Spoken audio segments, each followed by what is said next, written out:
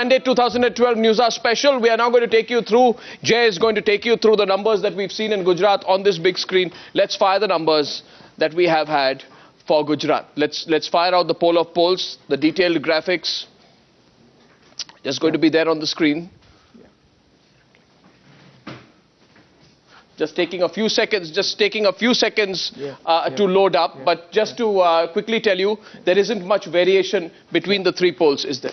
Absolutely. The BJP is hitting home ground with a quite too familiar tally, around 120. Right? Since 1995, the BJP has always stuck around this tally or done better. We have the News 24 Today's Chanakya opinion poll, which is perhaps, you know, if it errs on the positive side, giving the best mandate. This is the earlier poll. We'll pull out the latest polls. Yep. In some time. Yep. C Voter 120. That's the latest number from C Voter. APP News is also 116. They've gone up to 126 now. Those are the numbers. So News 24 Chanakya maybe at the high end of the spectrum. C Voter and APP News is quite around the 124. We'll get the right graphics out because these are the graphics. These are the graphics. I'm sorry about that, please, to all our viewers. This is the correct number. It's 128 is your average. And ABP Nielsen started with 116, but eventually went up. Yes, Jay, sorry. Good. That's fine. Eventually went up to 126, quite close to the 2002 number, 127. C Voter at 120, quite close to the two-thirds mark, 121. The BJP has had that tally twice in the past, 121. And a poll of poll average of 128. Now, if given the current changes in Gujarat with delimitation, if previously 117 to 120 was a norm for the BJP, now 128 or 130 could be the new norm for the BJP. This seems... With the same or reduced vote share? With the same or actually even maybe reduced vote share. And that's because of Keshubai? Absolutely. Well, thank you very much, Jay, for that. Thank you very much. Let's look at the national impact of this election. My question to the panel at this stage is Modi versus Rahul. Can the Congress party avoid this question anymore? That's my question. Vinod Mehta, would you like to go first? Well, they avoided it in Gujarat. Yeah. But I think if Mr. Modi becomes the face of the BJP or the NDA, then the Congress will be in great trouble, in great difficulty, and will find it almost impossible not to project a face. Yep. And I can't think of any face in the Congress except Rahul Gandhi. Otherwise, the Economist tells us that Chidambaram could be a face. But Rahul is believed to be reluctant, isn't he, Hartosh? Yes, I mean, that's the sense we've always got. He's been reluctant to come forward, to stand for something. But with Modi as the BJP candidate, if it comes to that, I don't see how the Congress can avoid this possibility, stake its ground and actually fight for something even if they don't want to. I think this is something they'll be forced into. But they wouldn't want that format of an election in the first place, would they? They don't want a presidential contest. They don't want a personality contest. I don't mean this personally, Arnab, but there's a saying we have, Bakre ki amma kab tak khair manayegi. Rahul Gandhi, if he's the only hope that the Congress has to come up front and But he's not done that so far. Well, he has to.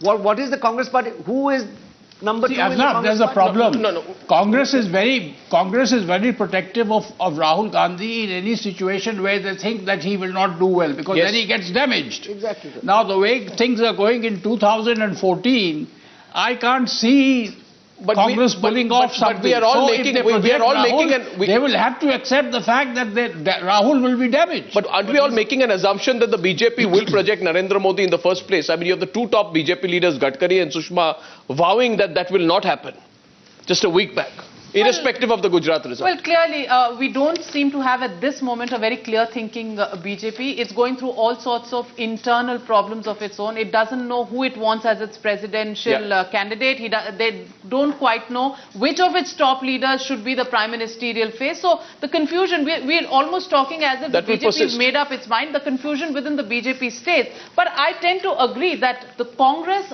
will never field Rahul when they feel that he's looking up at defeat at any point. No, but it's a general election. There is too much at stake. We've heard the Congress say that, 2014 is not when Rahul is going to come in. It could be 2019, because in 2014 you could see a khichdi kind of a situation, and that's not. No, but why would they react? Because in Himachal, despite Modi's campaign, the Congress party wins. Despite Modi's campaign, despite margins being narrow. Veerabhadra Singh's victory, Arnab, it's a Veerabhadra Singh's victory. No, then you're nothing to do with Rahul Gandhi there. It's only purely Veerabhadra Singh's visit. No, so all state leaders have come up now. There is a threat for Rahul Gandhi also from the state leadership. but this election... For example, Andhra Pradesh, when Jagan Reddy was arrested... Yeah, but three hands up here. No, I understand, but 3 hands up here. The question here is that... okay, why don't you complete, then I'll come. Therefore, my point is, now Congress will find in Yedurappa another Keshubhai Patel. Then this is the thinking of Mr. Rahul Gandhi. And Rahul Gandhi, you and me have been meeting him. He is not very open, but like Narendra Modi. One should be open. Yes. Congress has always been status quoist, and when it is status quoist, it has left its problems till the end. Their problem of floor strategy when every vote in the parliament happens is a last-minute calculation. So for Rahul as well, they failed to stop Modi in Gujarat, and now the demon, so-called Modi demon, is there right up front, three hands and up they here. have to tackle him. Could the Congress party say here that eventually what is proven with this election? The only thing that is proven in this election is that Narendra Modi has great pull in Gujarat. And that's it. Narendra Modi does not have proven pull outside Gujarat. Absolutely. So could the Congress party use that as a strategy, to counter his argument about Rahul Gandhi being pushed as a sacrificial lamb? Yes, please. Either of you, please. Yeah. Well, see, if the BJP does decide to project Narendra Modi, I think the Congress will have no option but to put Rahul Gandhi in. No option. Because there's nobody else. And, obviously the BJP is going to make it into a personality election, a presidential style election. So the Congress will have to follow suit. But it may not respond. Otherwise it's going to be like what happened in Gujarat. It may not, Modi versus question mark. Well, right? Manisha. They can't allow that. I think we haven't still debated enough about what the Narendra Modi strategy in fact was. If you see, it's not just the Rahul Gandhi personality failure. There's also the war room strategy. The entire youth congress in from Ahmedabad used to travel to Delhi. There were meetings that were happening in the war room. This was in fact the strategy that happened in Delhi-centric, but that's a state absolutely. election. So there were strategies that were being worked out in the war room under Rahul Gandhi's leadership. The Congress party said, well, he'll do the strategy from behind, but he won't take us up front. In UP, you had the strategy as well as the leader up front. So there is in fact a leadership crisis. And what in fact the Congress tried as an alternate was really to hype up the development debate, take the facts on the development front as if they were the message, and that also didn't work. So the Congress doesn't have really a plan. How much can it lean on the shoulders of others? The clear lesson, if it is coming even in the victory in Himachal Pradesh, is that the Congress has projected somebody even controversial as a regional leader there. It works. And worked out. Yeah, it works. But what at the national? That doesn't give us an answer at the national level yet. Nirja. I want to tell you something that one of the MPs said today in the Central Hall of Parliament. He said Narendra Modi will now be like a Duronto train that comes from Ahmedabad to Delhi, but it'll come via Nagpur. So that will be very interesting whether Gadkari will get a second term, whether there'll be an understanding worked out. I don't think they will project Modi as the prime ministerial candidate. You don't think so? Before the elections, but he will be the face of the campaign. No, but how does that work? No, Narendra Modi today has high ambitions. He has fought this election. He will not be in a mood to be one of the faces. VP Singh, let me just say, VP Singh was not the prime ministerial candidate before the election, but he was the face of the campaign. That was a Khichdi Sarkar. That will be a very clear That was the aftermath of a Khichdi Sarkar. If you assume... No, before I'm talking, not aftermath. Yashwant Deshmukh has a point. It's not just about Nagpur or BJP parliamentary board on whether or not they are happily agreeing to Modi or not. It's about the pressure which is being built up from all the workers of the BJP at the grassroots level, the RSS people at the grassroots level who would certainly like to see Modi spearheading the campaign for 2014. So it's not, I'm sorry, but RSS is, if RSS don't have a choice? Yeah, there is no choice for RSS. If RSS was given a choice, they would have probably made sure that Modi has been defeated two elections back. So much so that Congress had to project one RSS person to lead the Congress and another RSS person to divide the vote. Very well said. My question to the panelists on this side is... Very good. I am very happy. To Ajay Unmat, my question is, so senior editor of the Times of India, my question is, Ajay, tell us, is Narendra Modi patient enough to wait, contribute to a joint BJP campaign, be one of the faces, and then see what happens after the BJP if it comes within range of forming a government? Is he that patient today to spend one more year as just another high-profile chief minister for the BJP? No, sir, he is not, and he has no reason for that. You know, people in Gujarat have voted. People of Gujarat have voted Narendra Modi as Prime Minister because, you know, this time people of Gujarat has this aspiration, this ambition in their mind, you know, that Narendra Modi should become Prime Minister. And they want this Gujarati pride, you know, that Narendra Modi is their Prime Ministerial candidate.